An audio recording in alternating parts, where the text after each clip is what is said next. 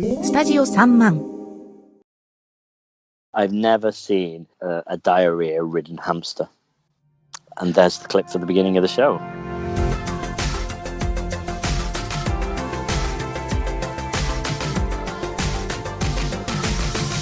Hello and welcome to this week's edition of the Nerd OD podcast. And I'm Dan and I am in the beautiful English countryside. Listen to the birds singing, the wind blowing, and the Scouse parents letting their kids run all over the place screaming and their dogs poop all over the park. It's wonderful.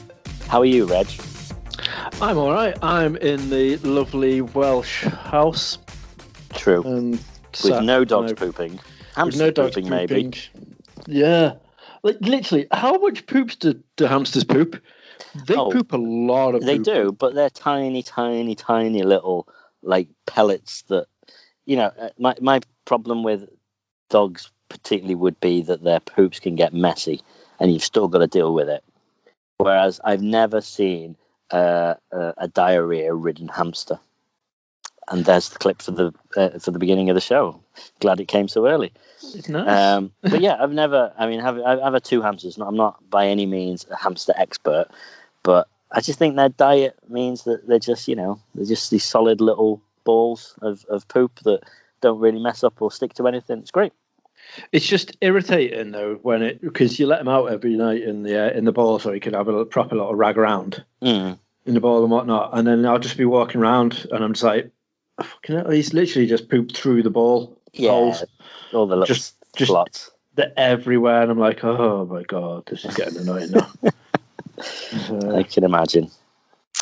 Yeah. The worst thing really is that all the food that they get, they don't really actually eat most of it. They just stick it in their cheeks, carry it to where their little den is, wherever they've decided that's going to be, which in our hamster's case is the bottom corner of the cage, which is the plastic bottom. And then they just sort of spit it out and go, right there, I'll have that for later, just in case the humans stop feeding me. And then it just sort of dries and encrusts onto the bottom corner of the hamster cage. Yeah. But, and that's less fun than picking up little pellet poops. That is true. Yeah. So maybe that's the intro to the podcast. Either way, you are being spoiled. And it's only 2 minutes in. Exactly. Now, no more saying anything entertaining, Reg, please. That'll be easy, don't worry. Okay, excellent. You're in for a treat, listeners. So I just want to address, there was no pod last week because we tried something and failed miserably, and I can only apologise for that. It's entirely my fault / Sony's fault. I'm going to blame Sony, in fact. We were like, I had stuff to do down Reg's neck of the woods, so I thought, you know what, let's do an IRL in-person podcast. So I picked up the mics, brought my tablet round, and we sat, still socially distanced, across on two couches, and recorded a podcast. And it was loads of fun, and it was great because we were talking about E3. And lovely. Yeah, loads to catch up on, and lots of little, funny little stories and anecdotes about my trip to Wales and all that. It's great. But I bought a while back. Long-time listeners to our stuff, like over the last 6-7 years, will know that we do love our SingStar microphones. We do love our SingStar microphones. Because it's just the cheapest and best thing you can get for recording, because they're decent quality. You can buy a set for like a $5 on eBay. They plug into any tablet. It's great. They're brilliant. I'm so glad we found this solution that early on, because I don't think we'd be where we are now if we didn't have them. We might not. I'm not saying they're responsible. Excuse me. I just mean we might have stopped because money would start to be an issue. Do you know what I mean?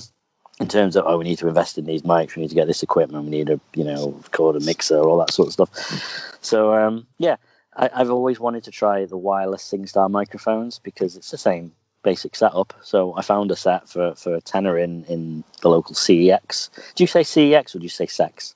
I say CEX because me too. Sex just doesn't sound right. No, I know. My dad goes between calling it Kex and Sex. And so I'm either uncomfortable or confused at why he's not calling it CEX, because and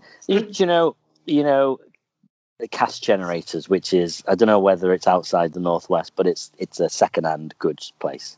You know, it's a pawnbrokers, a chain of pawnbrokers, so as classy as a pawnbrokers can get, I guess.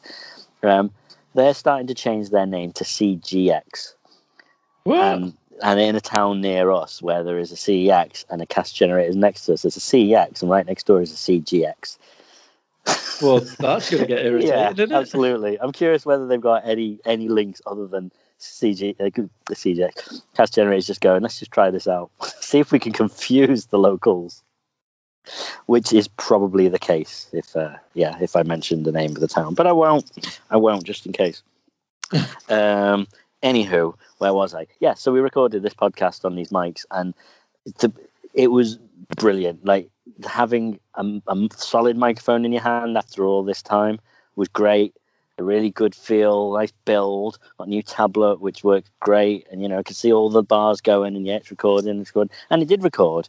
But it just had all these little like and cutouts, and there's just nothing I could do about it. It was really annoying, so we had to scrap the episode, unfortunately, or risk putting out a subpar audio quality episode. Which I am gutted, because that was going to be our future, the wireless mics for going to like, I know, right? Conventions and stuff. Would have been great. Gutted. But anyway, back to the wired stuff, or maybe spend a little bit of money. Yeah, I still think we should retry again. Maybe. Yeah. I mean, I had tested them, but I tried. I'd recorded maybe a 30-second to a minute clip, and me just talking into each mic and going, "Whoa, it's the microphone. Or it's the left one. It's the right one. Woo!" That sort of stuff. And it seemed fine. I got no cutouts, so I don't know what it is. Maybe it's interference on wireless. Maybe that's something we'd not thought about, because we're not that clever. But anyway, yeah, it was a shame. It was a shame, but never mind. We can briefly cover exciting / not exciting E3 stuff this week. I don't need to really talk about my Welsh holiday, because that's old news now, isn't it? Really. I don't want to bore you again, and I can't remember what happened, because it was a week ago, and I'm old now, so my memory's pretty much shot. Apart from when it comes to useless pop trivia and general knowledge, Reg. Well, that's good. It's very useful, because we're going to be recording a Nerd OD tonight, aren't we? A Nerd IQ tonight. See, I can't remember the name of my own creation. We're recording another episode of Nerd IQ. I'm very excited. I am nervous as all hell. I bet, because you're going up against someone who actually also runs a sort of a quiz type thing. He runs an Instagram account that does it's Insta Pub Quiz, I think it is, isn't it? And so every weekday, I believe, he puts up quizzes for people. But just because you can put a quiz together doesn't mean you're good at quizzes, though. I know, but this is also the guy that I'm like, oh, you know what I really like? When we were before Civil War came out, I was like, I really hope that they do it in the style of like the comics. Yeah. Like, I've only read like a few of them, didn't get a chance to do all of them. And he's like, 5 minutes. So what? And then he just sent me every single Civil War issue ever digitally. Okay. Just like, there you go. There's the entire row. To borrow. Over Arc. Not illegally. He wasn't registered to keep them. All I did was read them on the Mission Impossible sort of dun dun dun dun dun dun, and then self-exploded. Wow. So that happened. But he's if you can mention like anything, he's like, oh yeah, know about that. But again, just because he has them, doesn't mean that he knows anything about it. But and plus, many of the rounds are very they're very specific knowledge that most people don't have. Like, the 50-50 one is always some really ridiculous subject that you're like, I have no idea about any of these, but I'm going to give educated guesses towards them. And I'll make sure there aren't any Civil War questions. Excellent. Or anything geeky related would be great. Oh yeah, I mean that'd be great on a show called Nerd IQ, wouldn't it? I'll make sure of it. Excellent. Thanks, Reg. That's what I like to hear. Yeah. But yeah, I did something yesterday which I'm not allowed to talk about, and I'm you and your embargoes. I'm going to sort of tiptoe around it, because if people haven't, I mean, do you know what? If they happen to listen to it to find out whether I talked about it or not, then great, we've got an extra listener. Hi, PA at some TV production company that I won't mention. But 4 years ago, something like that, I was on a game show. I was on 15 to 1. Was it that long ago? Oh, it was ages ago. Wow. I mean, first of all, you're forgetting that anything in this last 12 months happened. That was a thing. So, a year ago, nothing happened because we were in pandemic, right?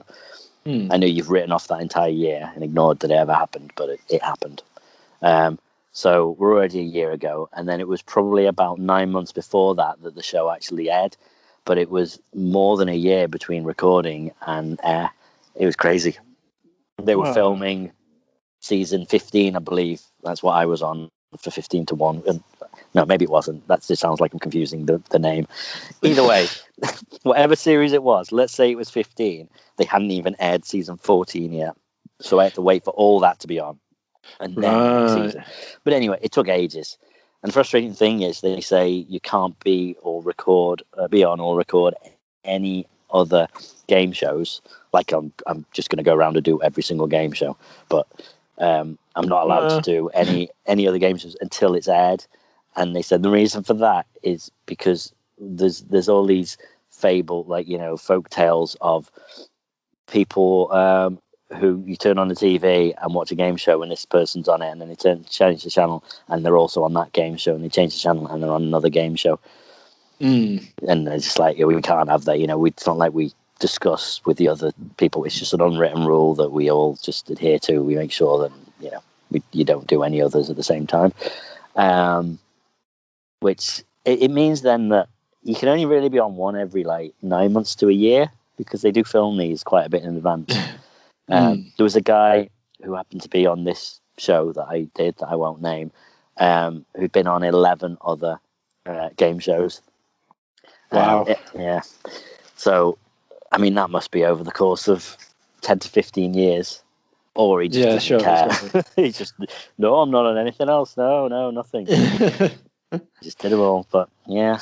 To be fair, there used to be people that was like their job, wasn't it? It was literally all they would do is just literally apply and just keep going on game shows. And then they end up on Eggheads, and then there you go. They've got a career. And then they move on from Eggheads and go on to the Chase. And then, I mean, they've got to put on £200 before they join the Chase, because that's a rule, right? They all seem like... It does seem like it's a large. They're either very, very, very tall and scary, or they're very big.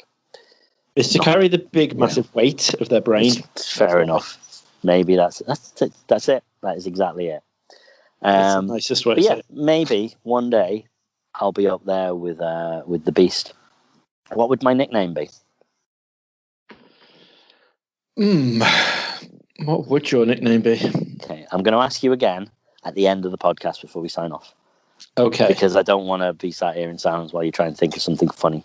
But I feel like over the next 45 minutes, you probably come up with something. Oh, jeez. Okay. No pressure. And I will not accept the nerd. I wasn't even thinking about that. Good, because that's just too lazy. But yeah, loads of fun. It was awesome. So yeah, it's one of those things. I really should have, after I was on 15 to 1. Not that I was allowed to apply for anything else, but I should have gone, do you know what? That was really easy. That was the first one I applied for. And they rang me up within about 2 days. I did the audition, and then I was on 2 weeks later. I should have gone, what else can I apply for?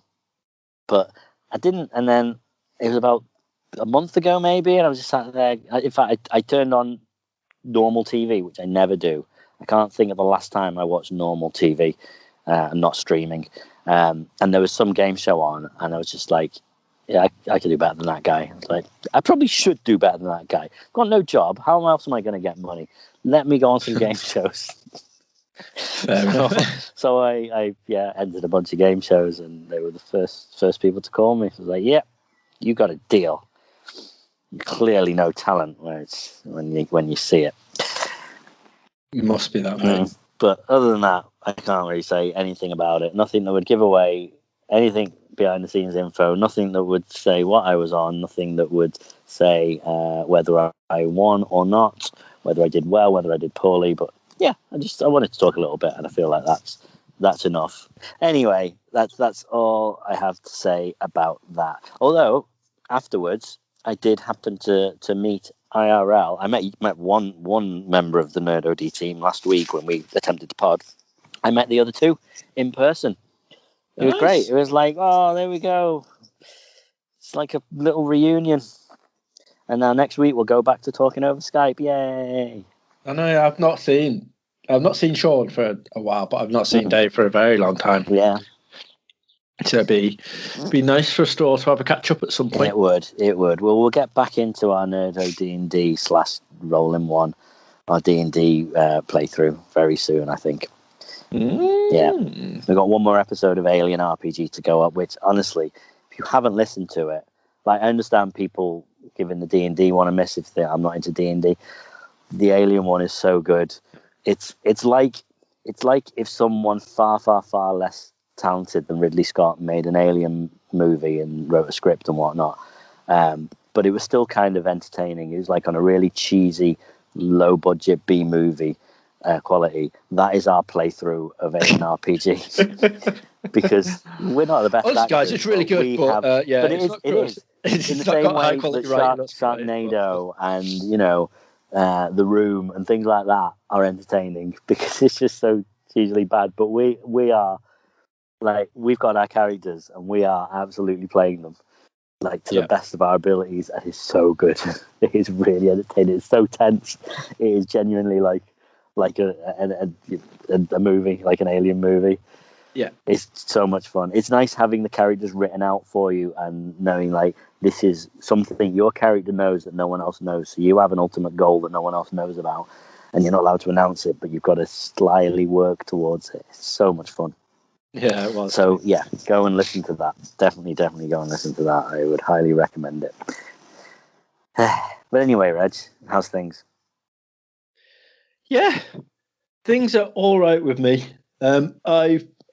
I had a little trouble sleeping, so I don't know how to start this off without it making it sound like I'm going a bit mental. Okay.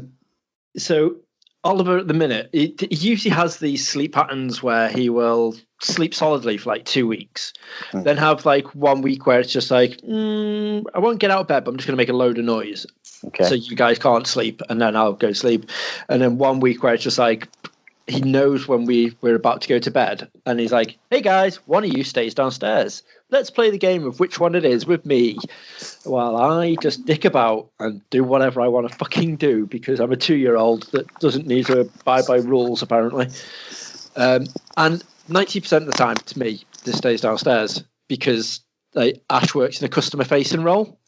So she really can't go into work looking like a bag of shit, whereas I can move from the living room settee to the chair that I currently work at and pod from, and no one has to see my face, so I can get away with looking like a bag of shit.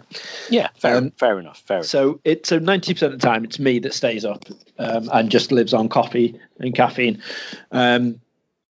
So last night, he's been doing it for a little bit now, and then last night he was well up for it until about fucking 3:45 or something stupid. And then eventually he just like put his arms out and was like, take me to bed. I'm knackered now. And I was like, good. Although you are up in like just shy of 3 hours so I can take the wife to work. So, you should have thought about that.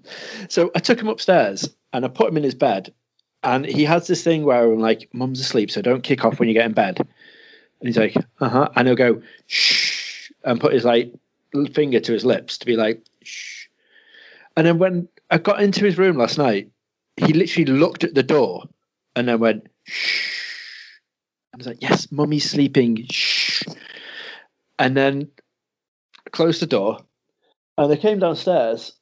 And then all of a sudden, I could just hear this shh on the monitor. And I was like, what's he doing? So I looked at the monitor and Oliver's just sat up going shh towards the door. And I'm like, that's a bit weird. Staring into the corner of the room, right?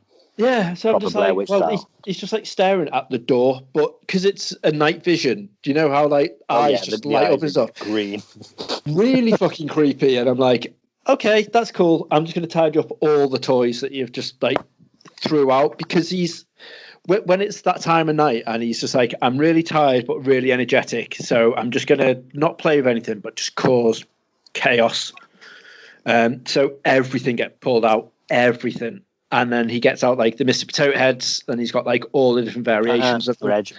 Potato Heads. Potato Heads. So he's got like the Buzz, the Woody, a normal Mr. Potato Head, a Stormtrooper Potato Head. Nice. And he just literally just takes all the bits out. You only need one potato head. You then just need all the things to go with it. No, because then you can't have potato families. Okay. Potato that you got to pass around, and it's a bit weird. Sorry on. Yeah, so literally all that stuff was just thrown around. There's Lola Bunny's ball. Looking for that. Sorry. So I was just literally demonstrating about how it's all thrown about across the room, and then I found the little Lego minifig of Lola Bunny's basketball. I'm like, that's where it is. Sorry, that was a complete detour. It's fine. So I was like tidying up all this stuff, and then all of a sudden I just heard this like really horrible, what I can only describe as in a horror film when they get a little girl to laugh, so it's really creepy, like like laugh, like that laugh from the monitor, and I'm like, turn and look, and Oliver's asleep, like just lying down, like eyes closed, not open, and I can hear this laugh, and I'm like, what the fuck is that? Check the Google Home on the app on the phone. Oh God, yeah. It's still playing Lullaby Baby on Spotify, so it's just there's no adverts because I pay for the service. Imagine if the advert was just creepy girl laughing. Well, available now.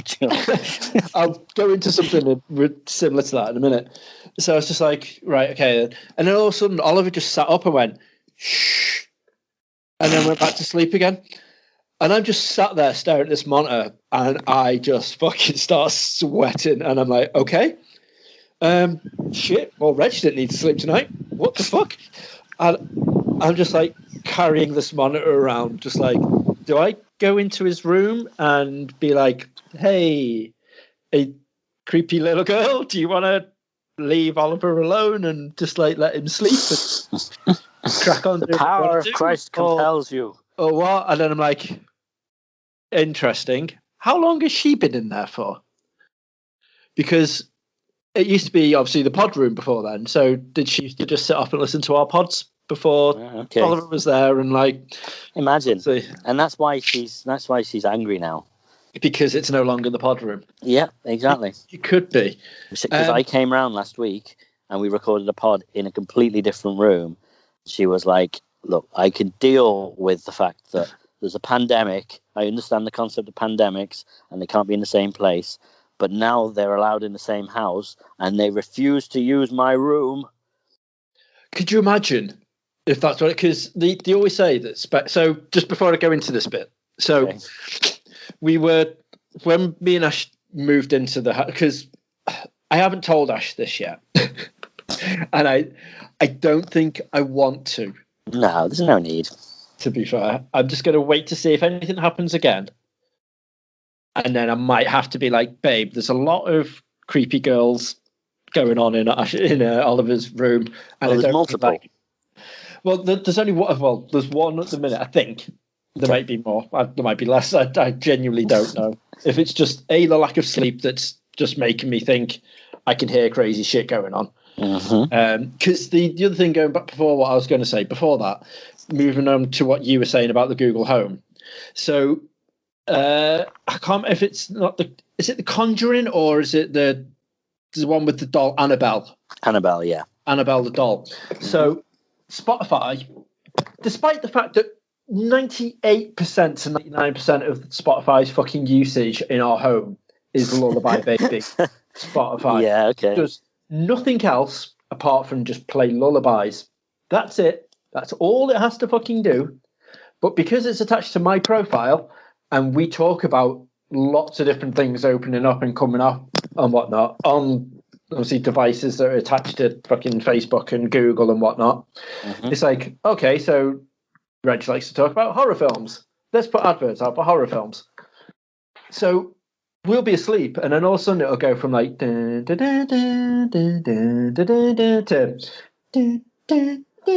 like really creepy, and then all of a sudden it'll be like she's coming for you. That's the and advert. You're like, yeah, and you're like, what? And then you hear the and like it's like the doors opening and stuff. And it's just like, Annabelle coming soon. And I'm like, don't fucking do that at 1 o'clock in the morning when we're playing Lullaby to a fucking 2-year-old.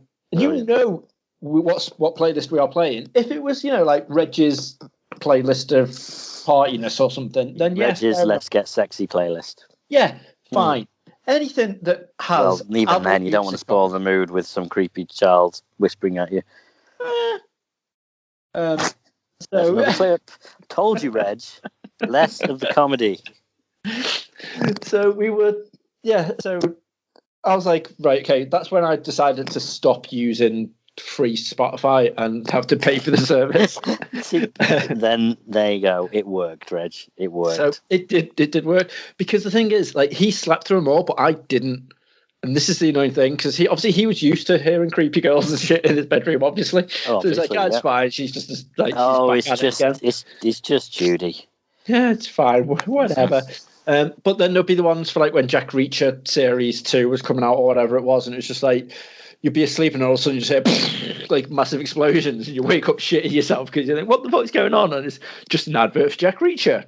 And then I'm like, God damn it. Like, things stop need to do with Spotify and we just need to do this. So that's now paid for premium. So I know for a fact it was 100% not that, because there's no adverts. Okay. Just that. And when you check what's been played recently and stuff, there's literally only lullabies. So there's not even like a change to someone thinking it might be quite funny that might be able to have hacked in and, like use my account that I give to like his mom or whatever to be like, oh, what's this trailer for or whatever. Like, none of that shit. It's literally just been lullabies. So it's definitely not that. And then I don't believe in ghosts. Just going to throw that out there anyway. Okay. It's something I genuinely would you say I believe in. Ain't afraid of no ghost? Ain't afraid of no ghost. Thank you.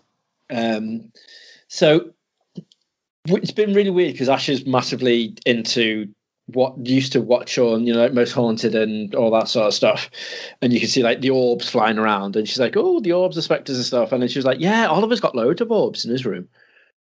And I was like, all right, fair enough. Like, it's probably just specks of dust and stuff flying past the monitor. It's not actually orbs. And then you see it and you're like, it might just be the curtains, letting the light come through. And there's loads of reasons why there's orbs flying around Oliver's room. It's fine.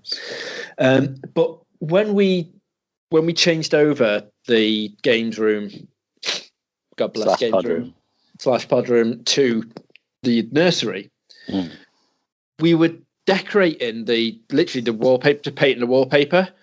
Oh, is this the time that the writing in blood started to seep through the wall that you told me about? I wasn't going to go into that much detail. Fair enough. Okay, sorry, I forgot this is an all ages pod. All right, never mind. Ignore me. Carry on. But what did happen was something just swatted the light, and the light was just spinning around. And we were having a look, and we're like, interesting. It was hit with a force more than just like a fly flew into it or whatever. Mm-hmm. So like, that's weird. So I stopped it, and we carried on painting. Had a look around, see like what the hell it was. Check the floor, check the wall, like everywhere to make sure there wasn't a fly that's gone into the paint or like gone into the wall or whatever. And there was nothing about. So I was like, well, that's a bit weird. And then as we went to like finish off for the day doing it, the light did it again. There was no hitting, but it just started swinging the light shade. And I was like, that's interesting. So Ash was like, literally just came out of the blue, just like stood in the middle of the room and was like, you can stay here as long as you need to.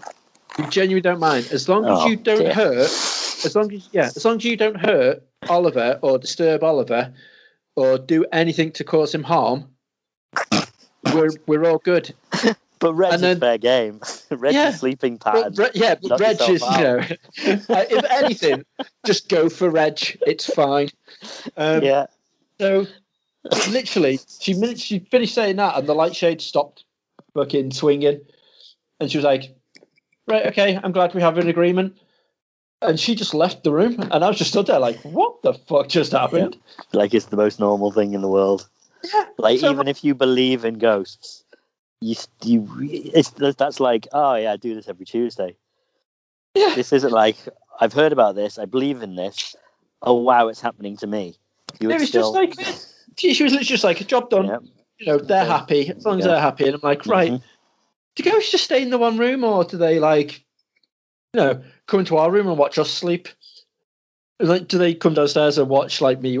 Is she watching me work right now? Like, what the fuck? It's just it's one of those that I like. I genuinely find reasons for like a logical reason. I attempt to behind everything that seems a bit bizarre. But that last night just really freaked me out. Yeah, I can imagine. Do you have an old style, you know, like non-digital film camera? Oh, Dan. No, do you not? Only I had a camera obscura. Yeah, that's it. If only. If only. But soon. Am I letting you segue into brief E3 talk here? Yeah.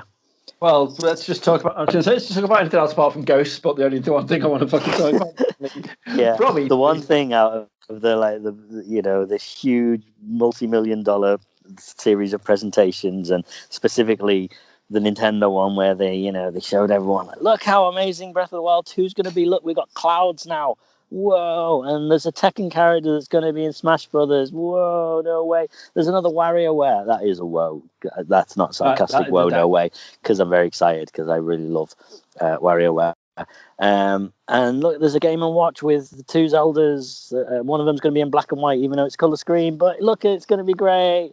And then they did a throwaway little presentation of, and also this game that was out on the Wii U that no one played because no one owned a Wii U.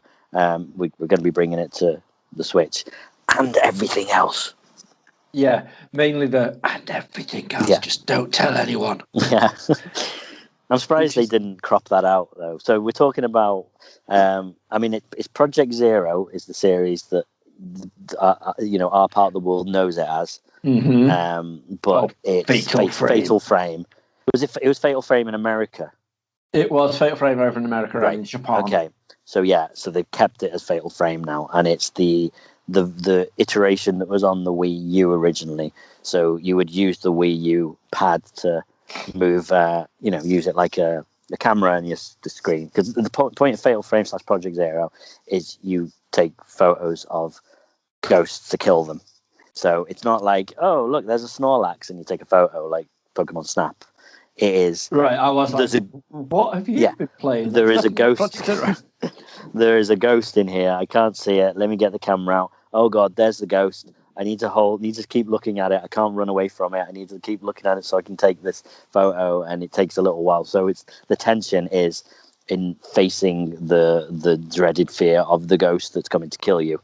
So that's why it is so terrifying. That's why it makes a really good series. Yeah, but it's not just that. It's the fact with Project Zero, there's also friendly ghosts in Project Zero, so you can never be too sure until it's a bit too late. Right. So there'll be, for example, there's ones where like you'll be walking up the stairs and all of a sudden a ball will just start bouncing down the stairs and you're like, oh shit. And then a little ghost kid will just come running through you to chase the ball, and it's got nothing to do with like attempting to kill it. You can't capture it, you can't take a photo. It just split second, it's there, and you'll see some just walking around the house going about their own business. And each one's got their own story, so it's not just look, here's a ghost exhibit A. It's just a generic ghost. Every single is the ghost that haunts the podcasting room. Yeah, so in the Project Zero version of the game, she would probably be coming at you with like wires with like the mics just dangling from her hands, like coming at you, and like trying to strangle you with the wires. So that's why I'm glad we went for wireless mics. But okay, that's all right. That wasn't quite a joke. It was. I'll let it off. That was a cheesy joke, so you're allowed that one. I'll let that slide. But if you've listened to the G.E.E.K podcast, we did a Halloween one where I just massively went on all about Project Zero, how great it is. And we also did a side quest activated where we talked all about survival horrors, and Project Zero/Fatal Frame being one of mine and Dave's personal favourites. Yeah. And the trailer did not do it justice in one iota. So this is the Maiden of Blackwater, which came out on the Wii U, as you were saying, coming out over the Switch at some point this year. Yeah. Which I'm very excited for.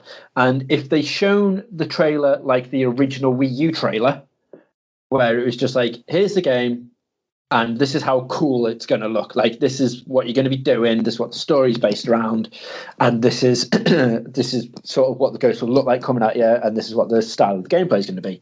Awesome.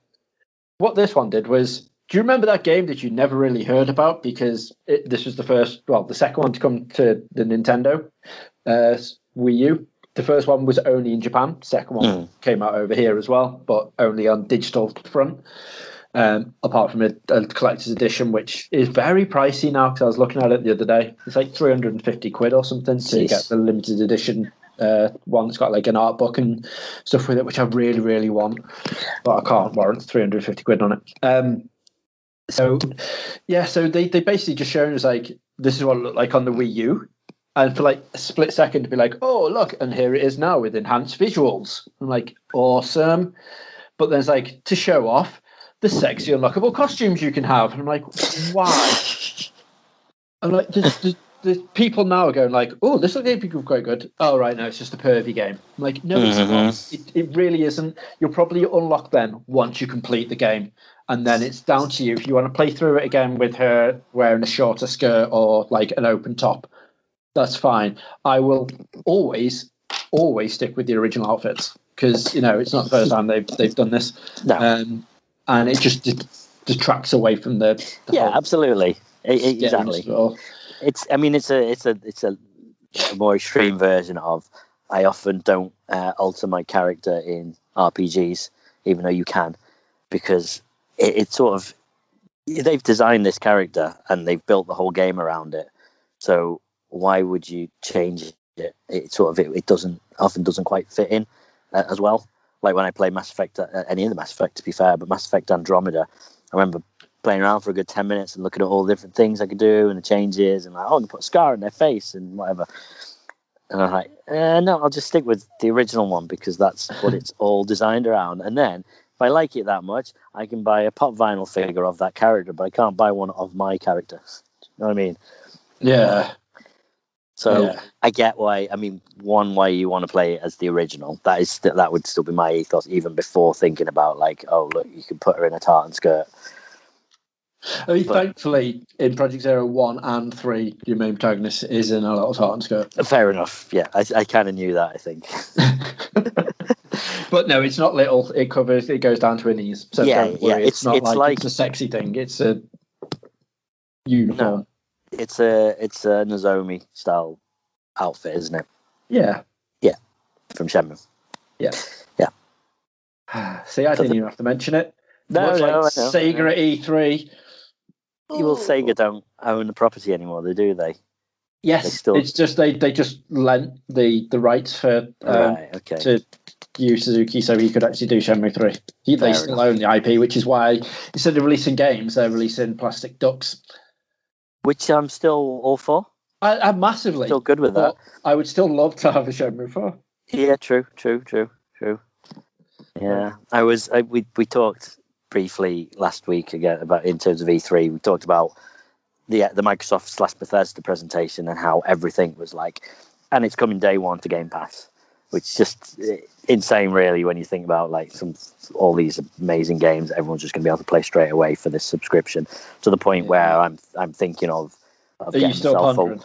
Well, yeah, I've set myself a rule of you can only buy it on this. So Game Pass All Access, where you get Game Pass Ultimate and the Xbox for a set amount a month, and it's a good deal. Like it costs pretty much on the nose what it would cost to just pay for that normally.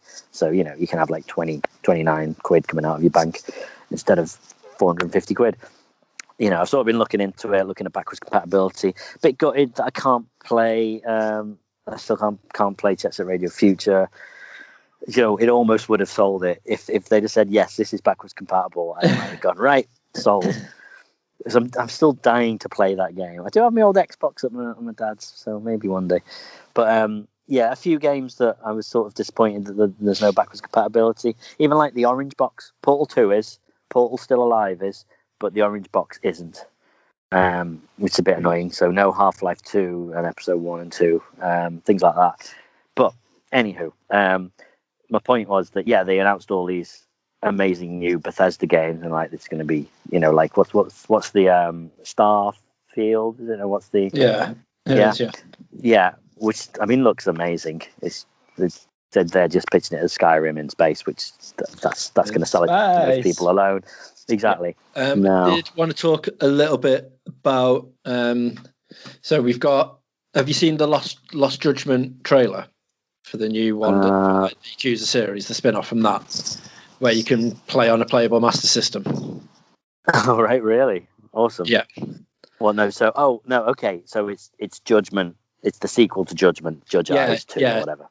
Right. Yes. It's called Lost Judgment. This one. Gotcha. Okay. So first one, he was judging everything. Second one, he's lost all his judgment now. He's got to get it back. The whole game is him getting his judgment back so he can start judging again. Yeah, sure. I've not played them, so I'm just going to presume. Hi, me Sega. I'm on it.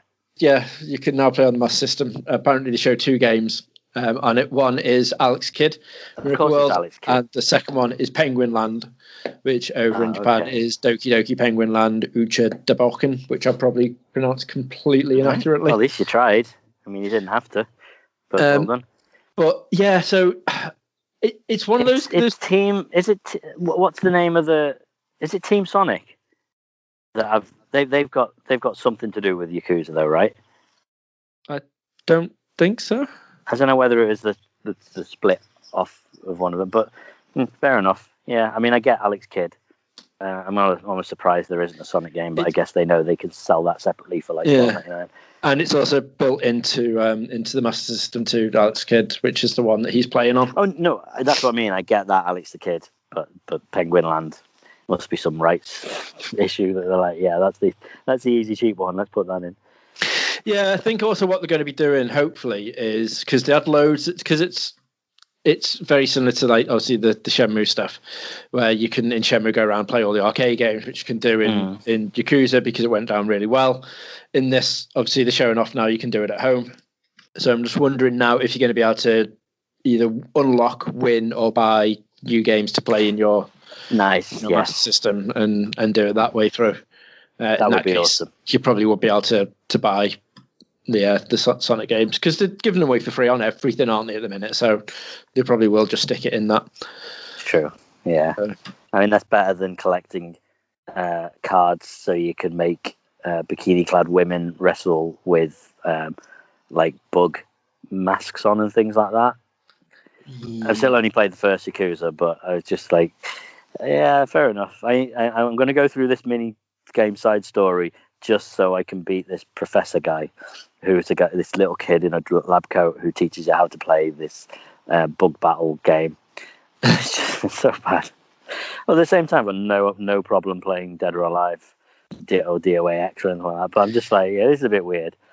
And also, it's very awkward when you finish the side quest of romancing one of the or befriending at least one of the girls from the bar, one of the hostesses, and then it goes, here, I'm going to reward you with a video of her rolling around in her underwear, like a live action video.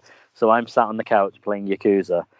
My partner's sat on the desk in the living room doing her actual work, and then suddenly this video of this sort of softcore, like say, lingerie-clad woman rolling around on a bed, making all these noises, like video playing, and she's like, what are you playing? I'm like, it's just, I can't skip it. Literally won't let me skip it. This is a game, it's the car. To be fair, it was just as bad when I played Mass Effect Andromeda and I romanced Leah. No, can't remember the name of her. Oh, PB. I romanced the Asari, and there's a quite graphic sex scene, and she was like, what are you playing? I was like, I need to get an achievement. If I don't do this, I don't get the romance achievement. Like, I only play games where there's naughty bits. Yeah, exactly. Yeah. It's always the way with Ash. Whenever I play anything, I'm like, honestly, like, you'll love this. Like, we played Heavy Rain together. Yeah, fair enough. And I was like, it's really good. And then all of a sudden it hit the shower scene. And I was like, oh no. And like, I can't skip this. This is just playing through. She's like, don't her boobs look really good? And I'm like, yep, that's weird. But honestly, I don't always play these sort of games. She's like, but at least it wasn't Fahrenheit. Oh, there's the you've got to do the guitar mini game, haven't you? It's like, that was great, and then suddenly you've got to actually control the sex scene. It'd be like, move your joystick forwards, now backwards, now forwards, now back. You get the idea. Carry on. Yeah. And at least he's moved away from that now. Like in Detroit, there's so much opportunity that he could have taken to put in some computer generated naked ladies, which is what he does, right? In every other one of his games. In fact, I've not played Nomad Soul, so I can't comment on that, but I wouldn't be surprised. Nomad Soul's awesome. Yeah, Heavy Rain, and I'm guessing not Beyond, actually, because I still never touched that, because I can't imagine that would have been in there based on the fact that there was an actual actress, like a famous Hollywood actress, and it was playing the part. Shit. And that, okay. But there's even a point where you go to a robot, like an android strip club, basically, and brothel. And still, he still didn't just take the easy route and go, here, let's have some naked robots. Nothing like that. So well done, David Cage. And while I have been saying, I think last week I said to you, like, sell me a PS5 over an Xbox Series X. Like, what am I going to miss? And I was like, I only God of War, really, I think, that I've seen that's coming out. But whatever the next David Cage game is, I would actually miss, I think. The thing is, though, if your laptop's good enough, you'll be able to play on that, because all the David Cage games are now out on PC. True. I don't know whether it possibly is. Possibly, but yeah. Because that's the one thing. And if I wait long enough, it'll be free on Epic Store. Yeah, because that's the one thing where I was like, you know what? After our conversation we had last week, I honestly was about 2 minutes away from clicking on a purchase to get the Series X. And I was just like, I think I need a console, and this is the only way I can afford to get one. So I'm like, you know what? If PlayStation did a similar thing, I'd probably go for the PlayStation, just because I've got the back catalogue of games and everything on the PlayStation, which I don't really have on the Xbox. I know you've got the whole, Game Pass and whatnot to play all the latest games, but there's so many games I had for the PS4 that I never got a chance to play because of Oliver. Right. I really want to finish and go through and play and stuff. So I'm like, I really want a PS5. I would love a Series X. Don't get me wrong. Like, I genuinely, there's so many titles. I would. Yeah, but when you've got all these games to get through, it's hard to justify it, isn't it? Yeah. I get that. I totally get that. And then I was just like, or what I could do is just keep on doing what I threaten I'm going to do, and just get a gamepad for my PC.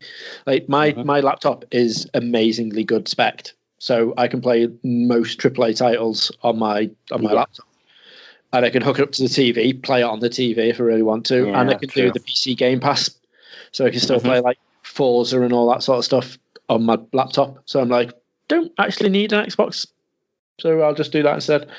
So I think that's probably going to be my route until Oliver's a little bit older and I'm a little bit more funded. Makes sense. Yeah, and also I'm still playing the Switch. I'm still really loving the Switch. Yeah. So Divinity 2 is just unreally good.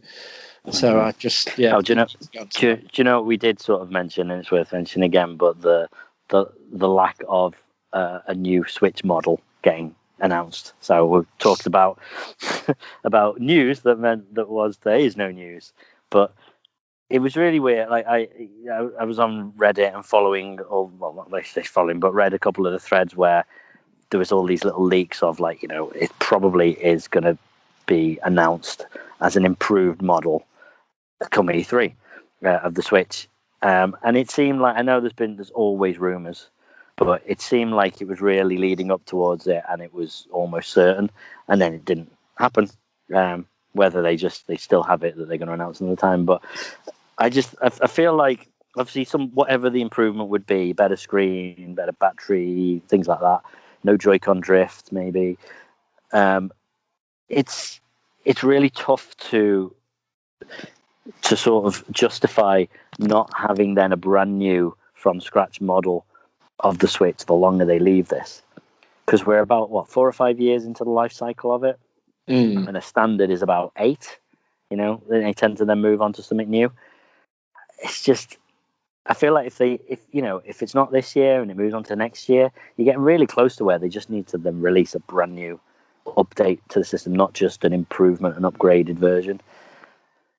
But no, I mean, while it's selling as it is, I guess it doesn't need it. And plus the cloud gaming, that they're doing, the cloud editions seem to be working pretty well. They've done it for a couple of the new releases as well. They announced it for Guardians of the Galaxy, things like that, right?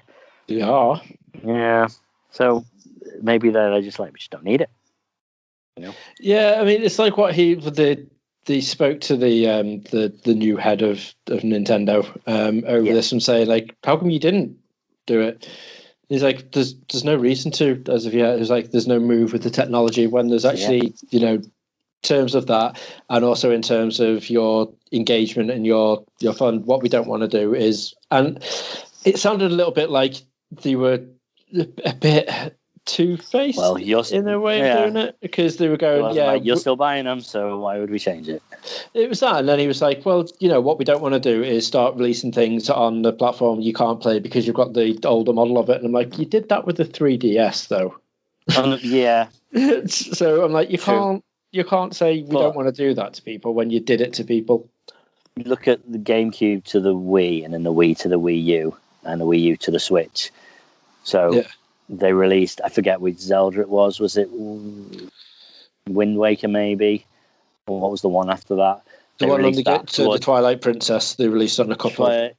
Yeah, so that was on the Wii and on the... it was that one, wasn't it? It got released on the Wii and on the GameCube towards the end of the GameCube's life.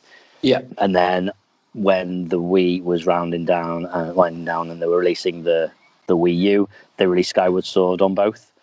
And then they released Breath of the Wild on both, on the Wii U and on the Switch. So but they do tend to go, all right, look, let's just release the game on our old system as well as the new one, so you don't necessarily have to choose. But at the same time, how can they say that when probably about 50% of the stuff they announced was like, here's a new version of this game you used to love. Yeah. A remaster of this, and there wasn't that much new stuff in the Nintendo presentation, to be fair. And but that's always been the way, isn't it? They know the fans want the old games, so why not just re-release them and put very little effort into it, but charge £40? True. That is very, very. Don't know. It's an odd one. It's a tough one, but I kind of get that. But maybe then release stuff that actually shows off the system a bit better.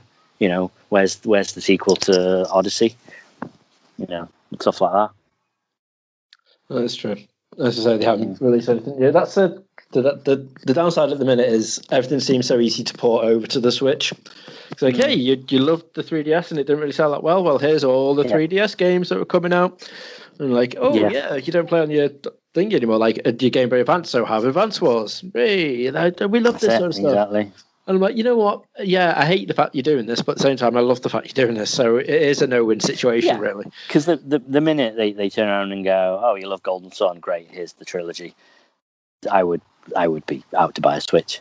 Yeah. So there are games. There's something for everyone that would do that. So I totally understand it. But you can't use that as a reason, because they're never about the spec.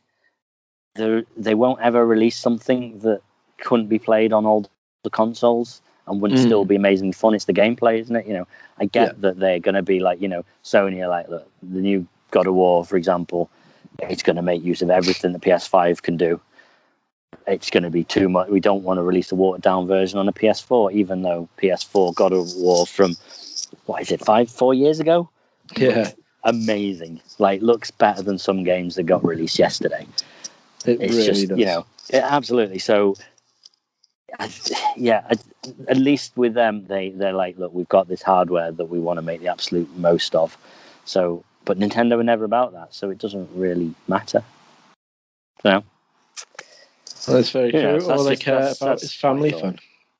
Yeah, and great. It's got a place, and clearly it's got a big place because they've sold ridiculous amounts of consoles, and still are. And considering the price has never actually gone down. Insanity. But yeah. Anyway, I don't think. After I found out that last week's podcast couldn't be released, we were like, we'll just give like a 5-10 minute recap of what we talked about. But we pretty much talked almost everything that we said again, and just added more. We did. Although the one thing I do want to quickly bring up, because it sounds as though you're like, by the way, we're time to wrap up, and I know it is time to wrap up. Go on, yeah. But so obviously, I'm getting sunburned, so Squeenix was saying like, look, here's a load of Final Fantasy news and gubbins and whatnot coming through. So they've just also now announced that they are currently working with a French studio called Cyber Group Studios, doing a Final Fantasy 9 animated series. Okay.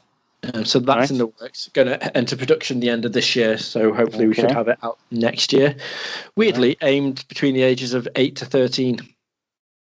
Okay, I mean, I can kind of see that because the character models in that were still sort of the chibi style, weren't they?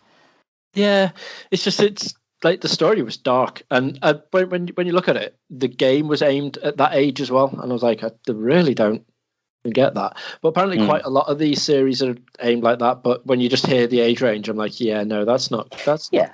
But I mean, you look at something like 7, and it clearly has this sort of dark look to it.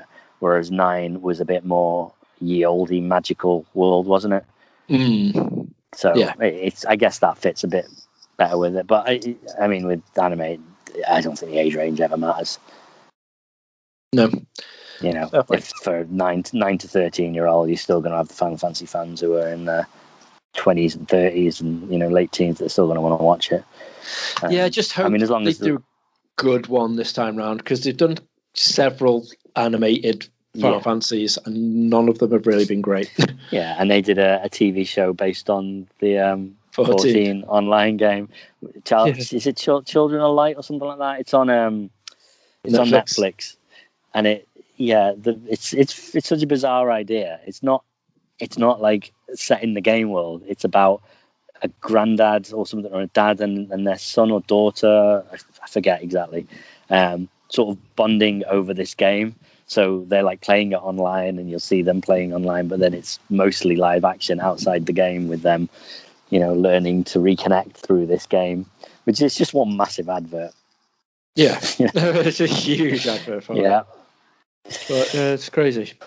Anyways, crazy. It's an interesting one. It's on, like I said, it's on Netflix, but as long as it's got a better reception than the demo of the Final Fantasy Origins game. Yeah, again, there's something we talked about, but the trailer, for me, the trailer was really poor. I mean, great if you took the voiceover out and just looked at the gameplay, it looks like a bit of a fun game, good, decent hack and slash. But the trailer was awful. I'm curious whether the Japanese version came off so badly and cheesy because it was just this really poor voiceover of the main character looking for chaos. Where is chaos? My one mission is to kill chaos. Are you chaos? I don't know. Maybe that guy's chaos. It just seems really very chaotic. Very chaotic. And almost looked like it gave away too much of the game, but obviously we'll see. I'm sure that'll be only like the first level or something like that. And then they did the same with the Babylon's Fall. Again, the trailer for that, it was just like, okay, let's show a load of gameplay, but oh no, we can't just have the sound effects. Let's just put millions of random voice clips from the cheesily acted English voice cast, which have absolutely no bearing on what is happening on the screen at that time. It's just all these little quirky one-liners that make no sense. It took me completely out of it. I wasn't interested in watching what the gameplay was then. It was just like listening to all these stupid voice one-liners. Yeah, but the Square Enix one wasn't particularly great presentation. It None of them some were. of the games look promising, but no, it's true. It was a very lackluster Cyber E3. I don't think it's going to be good until it gets back into actual proper people sitting down and being able to see it all actually in person. I think that's when we'll start getting good. Yeah, but it's weird though, isn't it? Because you think about what's the difference here? People couldn't walk around a big expo playing games. Like the public couldn't. But I guess it's maybe the having the audience is the only real thing that was different. It's the audience and the ability to make money. Because you're going to see a few trailers for stuff if you go online searching for it. If you go into E3, you're going for a purpose, and you're going to look around and be like, "Oh my god, that looks." I didn't think about that one. Yeah, I didn't know that's. But that is a relatively small select when you're there. Whereas, like now, everyone's in the same boat as us, where they go, "Oh, I'm not really that bothered about watching that. I'll skip that bit. Just see, or just check the taglines of what I want." You'll find it won't be the same. I don't think it's that though, because I don't think that matters to most people. Like if you're not going to it, but you're interested in E3 generally or games generally, you're not going to be going out. You're not going to be going, "Oh, look what's playable at this expo." It's the big presentations when they're like, "Okay, what are you going to be announcing? What are you showing us or telling us that wasn't on before? We didn't know before." So I think it's more about the missing the audience for that bit, because but that's it. That's the big difference, isn't it? It's sort of But at the end of the day, they would still show the same things. But I suppose it's not just here's a trailer and a voiceover. It is here's the person who directed the game telling us about the game. Here's the trailer. Now we've got two famous people come out and they're going to play a round of this game or whatever. And it's it does add a lot more to it. I get it, but at the same time, there's so many studios that are just doing online presentations now that they should have really perfected it. I'd have thought, State of Play and Nintendo Direct and things like that. That's all we've had over the last 18 months. So why could they not have done something a little bit better for E3? I guess maybe it's not as important as we thought. Yeah, I think now this is the only downside now is they realise that they're probably still going to get sales through, so they don't really need to do this form of show anymore. They're just going to, each little person's going to have their own individual shows, like State of Play, that sort of stuff, and we're not going to have an E3 like we usually do. And I think that. But if that was the case, we wouldn't have an EGX either. These things must be worth and it must make money. But I think they're separate things. There's the Game Expo that 50,000 people get to go to or whatever, but then there's the presentation that millions and millions watch online. But it's always nice having the big proper stage presentations and seeing what they do about it, rather than just because I don't get the point in being sat watching the stream, the hour-long stream or whatever of a State of Play, when I'll just watch each of the trailers afterwards as they show up on YouTube. I'll just pick and choose what I want to watch, And I think that's kind of what it loses. I can imagine a lot of people are like that when you don't have the big. I used to really like watching the E3 big presentations just because it's just, it's kind of interesting seeing what they were putting together. Yeah, I like watching the keynotes for the companies, but yeah, I was gonna say if I don't have time, like now where I'm like, oh shit, we need to do a pod and I haven't had a chance to watch it, I'll literally just start hunting through watching the trailers. Yeah, just watch a few trailers and then be like, right, that looks quite interesting. I might try and get around to watching the keynote to find out a lot more about it all.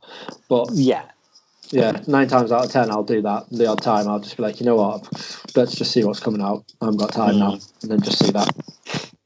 So. Fair enough. Well, as long as everyone still has time to listen to our wonderful lineup of podcasts.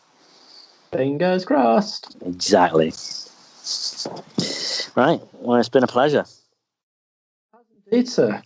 I really enjoyed get out of the sun because I didn't think it was going to be this hot. I just thought, nice warm day. Oh, I'm roasting. I mean, people who listen to this at home won't realise, but we had to stop halfway through because my phone apparently got too hot. I've never seen my iPhone go, I'm too hot, I'm not going to do anything. So we had to sort of restart halfway through, which is entertaining. But yeah, I didn't put any suntan lotion on because I thought it's not going to be that nice. But it is, and I'm probably burning. Yay. Well, aren't you the lucky one? Well, yeah, maybe. We'll see. I'll tell you tomorrow. Look forward to it. Okay, well, it's been a pleasure. Tune in on Friday for a new episode of Nerd IQ with Reg going up against, well, you'll find out. Just have a listen. I mean, I say that like, you just wait till you find out. That's right, it's Chris Martin from Coldplay. That's like the first celebrity I thought of. But, you know, no, it's a guy who also does quiz things on Instagram. You know, that guy. He's also in a band. That's true, and he was also in our Comic-Con game. He tried to tell everyone that he was a celebrity, but he is not. Anyway, yeah, that's not relevant. Anyway, thank you for listening. Thank you for joining me, Rich. No, thank you for having me. I always thank you for having me, but you wouldn't be able to pod if you didn't.